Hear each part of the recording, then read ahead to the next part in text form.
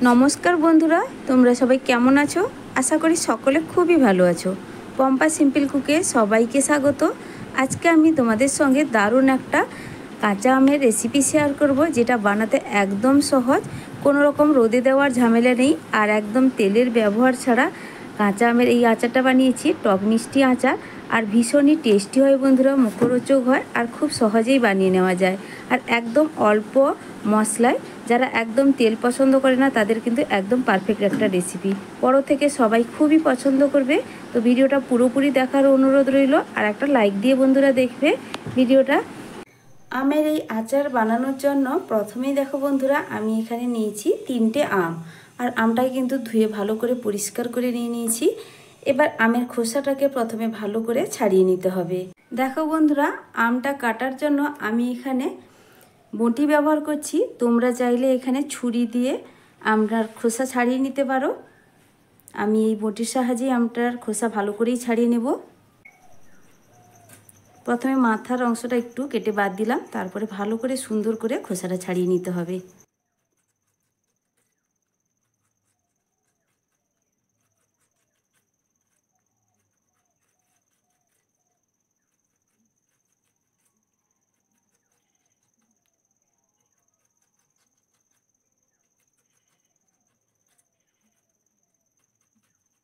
দেখো বন্ধুরা, আমি খুব সুন্দর করেই একটা আমের খোসাটা ছাড়িয়ে নিলাম। ঠিক এইভাবে বাকি দুটো আমেরও খোসা ছাড়িয়ে নেব। দেখো বন্ধুরা, এবার আমি আমটা কাটছি। ঠিক এইভাবে যতদূর পর্যন্ত আটি অংশটা আছে ঠিক ততদূর পর্যন্ত কিন্তু সরু সরু করে এইভাবে আমটাকে কেটে নিতে হবে। তো গোটা আমটাকে ঠিক এইভাবে আমি কেটে নিচ্ছি। দেখো বন্ধুরা, আমি আমটা ঠিক কিভাবে কাটছি তোমরা দেখে নিশ্চয়ই বুঝতে পারছো। যতদূর পর্যন্ত মাঝখানে আটি অংশটা আছে ততদূর পর্যন্ত কিন্তু আমি বটি এইভাবে করে সরু সরু করে কেটে নিচ্ছি। যেহেতু আজকের আমটা ঝুড়ো আমের আচার বানাচ্ছি, তো ঝুড়ো আচার বানাচ্ছি আমের, তার জন্যই কিন্তু আমটাকে কিন্তু এইভাবে সরু সরু করে কেটে নিতে হবে। তো এইভাবে কেটে নেওয়ার পর আমি একটু লম্বা লম্বা করে কেটে নিচ্ছি। খুবই সহজ বন্ধুরা, শুধু আটি অংশ পর্যন্ত আমি কাটবো না, আটির আগের অংশ পর্যন্ত আমটাকে এইভাবে সরু সরু করে কেটে নিতে হবে। যেইভাবে আমরা আলু ভাজার জন্য সরু সরু করে আলুটা কাটি ঠিক সেইভাবেই কেটে নিতে হবে। আর কতটা সুন্দর হয়েছে কাটা। আর বাকি আমটাও কিন্তু একইভাবেই কেটে নেব। তো বন্ধুরা, এখানে 3টে আম খুব সুন্দর করেই আমি কেটে নিয়েছি। আর আমগুলো কিন্তু এইভাবে সরু সরু করে ঝুরো ঝুরো করে কেটে নিতে হবে। আর আমগুলো দেখতে কতটা সুন্দর লাগছে দেখো। আর আমি এখানে 3টে আম ব্যবহার করেছি বন্ধুরা, তোমরা চাইলে এখানে আমের পরিমাণটা বাড়িয়েও নিতে পারো। আর আমের আটি অংশগুলো কিন্তু আমি এখানে বাদ দেবো। তো কিভাবে কেটে নিয়েছি, এখানে কিন্তু আমের কোনো অংশই আর বাদ নেই, শুধু আটিটুকুই আছে। তো এটাকে আমি ফেলে দিচ্ছি আর এটাকে ভালো করে ধুয়ে নিতে হবে। এবার আমগুলোকে ধোয়ার জন্য এখানে একটা বড় বাটির মধ্যে আমি কিছুটা পরিমাণ জল নিয়ে নিচ্ছি। বেশ কিছুটাই জল নিতে হবে। এবার আমটাকে কিন্তু ভালো করে ধুয়ে নিতে হবে। আর এই ধোয়ার প্রসেসটা আমি এখানে 2বার মতো করে নেব, তাতে আমটা ভালো করে পরিষ্কার করে ধোয়া হয়ে যাবে। আর আমের যে কষটা থাকে সেটা কিন্তু একদম চলে যাবে। একদম ফ্রেশ করে আমটাকে প্রথমে ধুয়ে নেব। তো দেখো, এই যে ঘোলাটে জলটা আছে এই জলটা কিন্তু ভালো করে পরিষ্কার করে আমি ধুয়ে নেব 2বার মতো।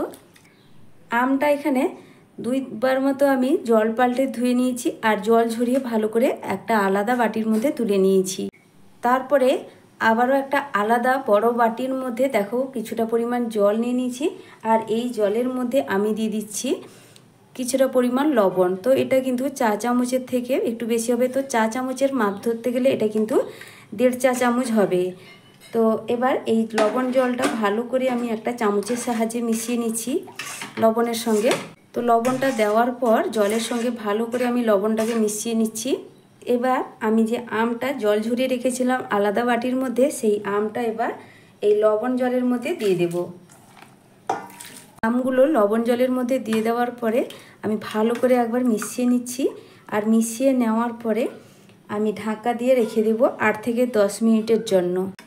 আমার চ্যানেলে নতুন কেউ বন্ধু হয়ে থাকলে আমার রেসিপি যদি তোমাদের কাছে ভালো লেগে থাকে তাহলে বন্ধুদের কাছে একটাই অনুরোধ করব, ভিডিওটা দেখার সময় অবশ্যই একটা লাইক দিয়ে ভিডিওটা সম্পূর্ণ দেখো। আশা করছি তোমাদের ভীষণ ভালো লাগবে। আর এইভাবে সহজ সহজ রেসিপি পাওয়ার জন্য চ্যানেলটিকে সাবস্ক্রাইব করে পাশে থাকা বেল আইকনটা প্রেস করে রাখবে। যখনই আমি নিত্য নতুন ভিডিও আপলোড করব সবার আগে নোটিফিকেশান তোমাদের কাছে পৌঁছে যাবে। আর আমার পুরনো বন্ধুদেরকে আমি অসংখ্য অসংখ্য ধন্যবাদ জানাই, যারা আমাকে অনেকটাই ভালোবাসা দেয়। এবার আমি এখানে একটা শুকনো খোলায় মশলা ভেজে নেব। তার জন্য গ্যাসে একটা তাওয়া বসিয়ে দিয়েছি, আর তার মধ্যে দিয়ে দিচ্ছি 2টো শুকনো লঙ্কা, চা চামচের হাফ চামচ দিচ্ছি 5 ফোড়ন, একদম অল্প পরিমাণ দেখো বন্ধুরা দিয়ে দিচ্ছি গোটা জিরে। তো এটা চা চামচের হাফ চামচের থেকেও কম, একদম অল্প পরিমাণ। এই আচারটা ভাজার জন্য কিন্তু খুব বেশি মশলা লাগে না, একদম কম উপকরণে আচারটা রেডি করা হয়ে যায়। তো শুকনো খোলায় এই মশলাগুলো ভালো করে আমি ভেজে নেব। খুব বেশি কিন্তু ভাজার প্রয়োজন নেই, মশলাটা কিন্তু বেশি ভাজা হয়ে গেলে তেতো ভাব চলে আসে, সেক্ষেত্রে আচারটা খেতে কিন্তু একদমই ভালো লাগবে না। তো হালকা করে একটু ভেজে নিচ্ছি যতক্ষণ না মশলা থেকে সুন্দর একটা মিষ্টি গন্ধ বেরোচ্ছে। বন্ধুরা এখানে মশলাটা কিন্তু সুন্দর করে আমার ভাজা হয়ে গেছে, এর থেকে আমি আর বেশি ভাজবো না। এবার এটাকে একটা প্লেটের মধ্যে ঢেলে নিচ্ছি, আর একটু ঠান্ডা করে এগুলোকে আমি শিলে একটু গুঁড়ো করে নেব, কারণ অল্প মশলা মিক্সিতে বাটতে গেলে হবে না, তার জন্যই আমি শিলে একটু গুঁড়ো করে নেব। 10 মিনিটের পর এবার আমি ঢাকনাটা সরিয়ে নিলাম, আর এখান থেকে আমটাকে আমি ভালো করে ছেঁকে ছেঁকে তুলে নেব। আর এই জলটা যেন একদমই না থাকে আমের গায়ে, ভালো করে কিন্তু জলটা ঝরিয়ে আমটাকে তুলে নিতে হবে। তো বন্ধুরা দেখো একটা প্লেটের মধ্যে পুরো আমটাকেই তুলে নিয়েছি জল ছেঁকে ছেঁকে। আর এবার নিয়েছি একটা সুতির কাপড়, আর এই সুতির কাপড়টাকে ভালো করে আমের গায়ে এইভাবে ছাপিয়ে ছাপিয়ে এক্সট্রা জলটা কিন্তু আমি শুকিয়ে নেব।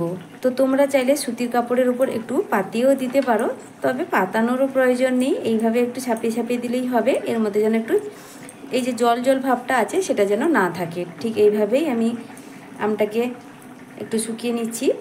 তারপর প্লেট থেকে আমটাকে একটা এরকম বড় সাইজের বাটির মধ্যে ঢেলে নিয়েছি, আর তারপরে দিয়ে দেবো এখানে চিনি। তো একটা মেজারিং কাপের 1 কাপ এখানে চিনি নিয়েছি। তোমরা কিন্তু চিনির পরিমাণটা একটু দেখে বুঝে দেখবে। তো আমি এখানে 3টে আমের জন্য এখানে মেজারিং কাপের 1 কাপ চিনি দিলাম। তো এখানে 200 গ্রাম মতো হবে চিনিটা নিয়েছি। এবার চিনিটা ভালো করে আমের সঙ্গে আমি মিশিয়ে নেব, তবে কষলে কষলে মেশানোর প্রয়োজন নেই, একটা চামচের সাহায্যে এইভাবে আমি একটু ভালো করে মিশিয়ে নিচ্ছি। তোমরা চাইলে হাত দিয়েও মিশিয়ে নিতে পারো, তবে কিন্তু এখানে কোনো রকমভাবে প্রেসার দিয়ে বা কষলে মাখানোর প্রয়োজন নেই, সেক্ষেত্রে কিন্তু আমটা ভেঙে যেতে পারে। তো এইভাবে হালকাভাবে আমি মিশিয়ে নেব। হালকা হাতে এইভাবে নাড়াচাড়া করতে করতে চামচের সাহায্যে চিনিটা কিন্তু অনেকটাই গলে গেছে। তো এবার আমি এখন এটাকে ঢাকা দিয়ে রেখে দেবো 3-4 মিনিটের জন্য। তো যতটুকু চিনি অবশিষ্ট আছে সেটাও কিন্তু খুব সুন্দরভাবে গলে যাবে। দেখো বন্ধুরা চিনিটা কিন্তু এবার ভালো করেই গলে গেছে। তারপরে গ্যাসে একটা কড়াই বসিয়ে দিয়েছি। এবার কড়াইয়ের মধ্যে আমি এই চিনি মাখানো আমটা দিয়ে দেব। তো গ্যাসের ফ্লেমটা কিন্তু এখন একদম লোতেই রেখেছি। আর বন্ধুরা আজকের এই আচারটা তেল ও জল ছাড়া আমি কিন্তু বানাবো, এখানে কিন্তু কোনো প্রকার জলেরও ব্যবহার করব না, আর এখানে কিন্তু একটুও তেলের ব্যবহার করব না। সচরাচর আচার বানাতে গেলে খুবই তেলের প্রয়োজন হয়, তবে এখানে এই আচারটা ভীষণই টেস্টি হবে, তবে এখানে একটুও তেলের ব্যবহার হবে না। তেল ছাড়াও কিন্তু ভীষণই টেস্টি এই আচারটা, খুবই মুখরোচক হয়। এবার দিয়ে দিচ্ছি এতে 1 চিমটির মতো হলুদ। তো হলুদটা দেখেই বুঝতে পারছো একদম কিন্তু অল্প পরিমাণ, এর থেকে বেশি কিন্তু দেওয়ার প্রয়োজন নেই। আর খুব সুন্দর একটা কালার আসবে, তার জন্য আমি আর একটু দিয়ে দিচ্ছি কাশ্মীরি লাল লঙ্কার গুঁড়ো, তবে এটাও কিন্তু একদম অল্প পরিমাণ দিলাম। গ্যাসের ফ্লেমটা একদম লোতে রেখেছি। তারপরে আমি হলুদ আর লঙ্কা গুঁড়োটা, কাশ্মীরি লাল লঙ্কার গুঁড়োটা ভালো করে মিশিয়ে নিচ্ছি। আর এখানে আমি আর লবণের ব্যবহার করছি না, তোমরা চাইলে এখানে সামান্য একটু লবণ ব্যবহার করতে পারো, যেহেতু আমি লবণ জলে ভিজিয়ে রেখেছিলাম, তার জন্য এখানে কিন্তু আলাদা করে আর লবণ দেব না। তো যতটুকু পরিমাণ লবণ জলে আমটা ভিজানো ছিল তাতেই কিন্তু আমটা হালকা লবণ ভাব আছে। তো তোমাদের যদি প্রয়োজন হয় সামান্য একটু লবণ তোমরা এখানে ব্যবহার করতে পারো। বন্ধুরা চিনিটা যেহেতু গলে জল হয়ে গেছে, দেখো সেই জলে আমটা খুব সুন্দর করেই ফুটতে শুরু করেছে। হালকাভাবে 2-1 বার আমি নাড়াচাড়া করে দিচ্ছি এইভাবে। আর এখানে খুব বেশি নাড়াচাড়া করার প্রয়োজন নেই, তবে আমটা ভেঙে যাওয়ারও কিন্তু এখানে ভয় নেই, কারণ এখানে আমটাকে প্রথমে আমি লবণ জলে ভিজিয়ে রেখেছিলাম, তারপরে চিনি দিয়ে আমটা কিছুক্ষণ চিনির সঙ্গে মেশানো ছিল, তার জন্য আমটা কিন্তু কোনোভাবে এখানে ভেঙে যাবে না বন্ধুরা, তো ভয়ের কোনো কারণ নেই। এবার এই অবস্থায় আমি ঢাকা দিয়ে রেখে দেব 8 থেকে 10 মিনিটের জন্য। এতে আমটা খুব ভালোভাবে সেদ্ধ হয়ে যাবে। ঢাকা দিয়ে গ্যাসের ফ্লেমটা আমি এবার মিডিয়ামে করে দিলাম। অবশ্যই গ্যাসের ফ্লেমটা মিডিয়ামে রেখেই আমি 8 থেকে 10 মিনিট হতে দেব। তো এইভাবে সেদ্ধ ঢাকা দিয়ে রাখলে আমটা চারদিকে খুব ভালোভাবে সেদ্ধ হয়ে যাবে। 10 মিনিট হয়ে গেছে। 10 মিনিটের পর আমি এবার ঢাকনাটা সরিয়ে নিচ্ছি। এবার দেখো এখানে অনেকটা কিন্তু জল শুকিয়ে গেছে, দেখেই মনে হচ্ছে। আর খুব বেশি জল কিন্তু এখানে নেই। তো আমটা থেকে যতটা পরিমাণ জল বেরিয়েছে বা চিনিটা বলে যে যতটা পরিমাণ জল ছিল এখানে কিন্তু খুব বেশি নেই। ভালো করে আবারও একবার হালকাভাবে নাড়াচাড়া করে নিচ্ছি। আর এখানে আমটা কিন্তু খুব সুন্দরভাবেই গলে গেছে। আমটা এখানে সুন্দরভাবে সেদ্ধ হয়ে গেছে, অথচ আমটা কিন্তু এখানে গলে যায়নি। এবার গ্যাসের ফ্লেমটা আমি লোতে করে দিলাম। আর যতটুকু পরিমাণ এখানে জলটা আছে সেটা কিন্তু ভালো করে শুকিয়ে নিতে হবে। ঠিক এইভাবে হালকাভাবে একটু নাড়াচাড়া করে দিচ্ছি। আর এবার এই অবস্থায় রেখে দিচ্ছি গ্যাসের ফ্লেমটা লোতে করে কিছুক্ষণের জন্য। আমটা এখানে অনেকটাই শুকনো শুকনো ভাব হয়ে গেছে, তো এখানে জলটা নেই বললেই চলে। এই অবস্থায় আমি দিয়ে দেব ভেজে রাখা মশলা। তো যে মশলাটা আমি শুকনো খোলায় ভেজে রেখেছিলাম সেটা এইভাবে একটু গুঁড়ো করে নিয়েছি। এবার এই মশলাটা এর মধ্যে দিয়ে দিচ্ছি। খুবই টেস্টি আচার বন্ধুরা, একবার হলেও বানিয়ে খাওয়ার অনুরোধ রইল, খুবই ভালো লাগে। তো পুরো মশলাটাই এর মধ্যে দিয়ে দিলাম। তারপরে আচারটা বেশি দিন ভালো রাখার জন্য বা সারা বছর ভালো রাখার জন্য দেখো বন্ধুরা এই ভিনিগার আমি দিয়ে দেব। আর এখানে ভিনিগার বোতলের যে ঢাকনা হয় সেই ঢাকনার 1 ঢাকনা মতো দিয়ে দিচ্ছি, তবে খুব বেশি না, এটাই আমি দিয়ে দিলাম। আর এইভাবে ভিনিগার সামান্য একটু দিয়ে দিলে সারা বছর কিন্তু আচারটা খুবই ভালো থাকে, নষ্ট হবে না। তো এবার ভিনিগার দেওয়ার পর মশলা আর ভিনিগারটা আমের সঙ্গে ভালো করে একটু মিশিয়ে নিচ্ছি। ভীষণই টেস্টি আচার বন্ধুরা, বাড়ির বড় থেকে ছোট খুবই পছন্দ করবে। ছোটরা তো খুবই আনন্দ পাবে এইভাবে আচার বানিয়ে খাওয়ালে তাদেরকে।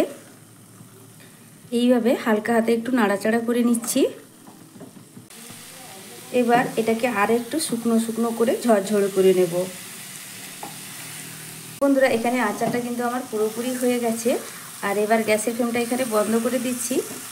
তারপরে আচারটাকে আমি তুলে নেব, যখন একটু ঠান্ডা হয়ে যাবে তোমাদের সামনে পরিবেশন করে তারপর দেখাবো। তো বন্ধুরা আমের আচারটা হালকা একটু ঠান্ডা হয়ে যাওয়ার পর আমি একটা প্লেটের মধ্যে তুলে নিয়েছি। এবার দেখো আমের ঝুড়ো আচারটা কতটা সুন্দরভাবে তৈরি হয়েছে, কতটা ঝরঝরে, দেখে নিশ্চয়ই বুঝতে পারছো কতটা পারফেক্টভাবে আচারটা রেডি হয়েছে। এটা দেখতে কতটা লোভনীয় লাগছে। আচার কিন্তু আমরা প্রত্যেকেই খুবই ভালোবাসি। আর এই আচারটা ভীষণই টেস্টি একটা আচার। এইভাবে আচার একবার বানিয়ে ফেললে বন্ধুরা অন্যভাবে কিন্তু আর আচার বানাতে ইচ্ছেই করবে না।